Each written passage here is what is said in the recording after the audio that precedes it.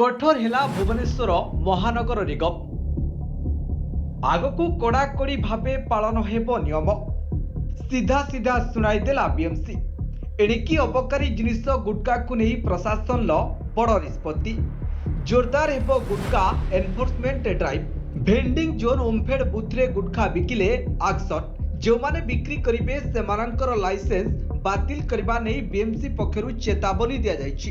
तेबे जो माने गुटका होर्डिंग लगाइथिबे सेमानंकु बाहर करबा पई मध्य कुआ जायछि। बीएमसी अंचल रे गुटका बिक्री संपूर्ण निषेध करा जायछि। बीएमसी साधारण परिषद बैठक रे एने निष्पत्ति निया जायछि। प्रकाश साहू की राज्य सरकार राज्य रे गुटका बैन करबा परे धरपकड़ जारी रहिछि। एहारी भितरे आज बीएमसी पक्षरु लाइसेंस बातिल करबा नै निष्पत्ति नैछि।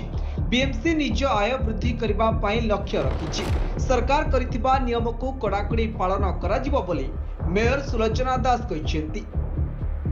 ब्यूरो रिपोर्ट उजाला 24x7।